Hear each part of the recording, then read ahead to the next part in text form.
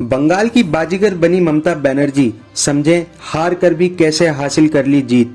बंगाल विधानसभा चुनाव के लिए रविवार को हुए मतों की गणना में ममता बनर्जी के नेतृत्व वाली तृणमूल कांग्रेस ने एक बार फिर से राज्य में जीत दर्ज की है।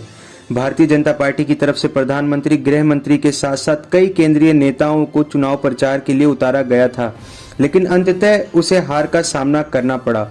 2019 के लोकसभा चुनाव के बाद ममता बनर्जी द्वारा कुछ नए योजनाओं की शुरुआत की गई, जिसका असर विधानसभा चुनाव में देखने को मिला। 2016 के विधानसभा चुनाव में भारी जीत के 3 साल बाद तृणमूल कांग्रेस को 2019 के लोकसभा चुनाव में झटका लगा था।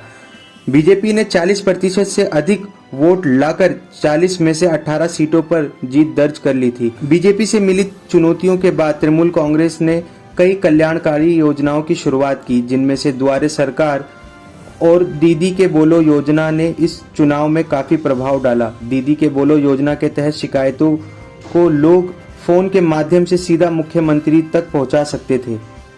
इसके अलावा भी पिछले एक दशक में तृणमूल ने रूपाश्री, कन्याश्री और साबुज साथी जैसी कई योजनाओं की शुरुआत की, जिससे गरीबों के बीच आर्थिक लाभ देखने को मिला। बीजेपी की तरफ से इन योजनाओं में भ्रष्टाचार के मुद्दे उठाए गए, लेकिन मतदाताओं पर इसका अधिक असर नहीं देखने को मिला। जमीन पर 2 चीजें स्पष्ट थी।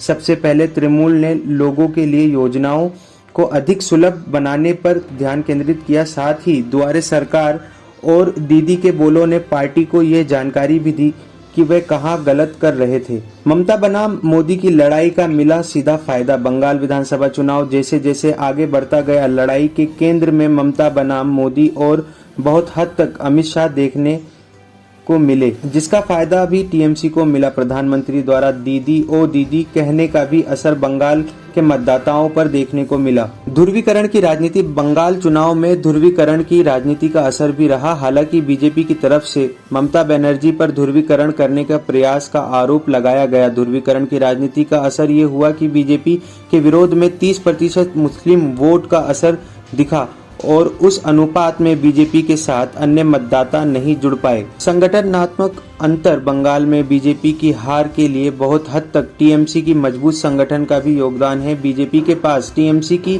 तरह मजबूत संगठन नहीं देखने को मिला। साथ ही बीजेपी के अधिकतर वही नेता थे जो पहले टीएमसी में रह चुके थे। ओ दीदी की बोले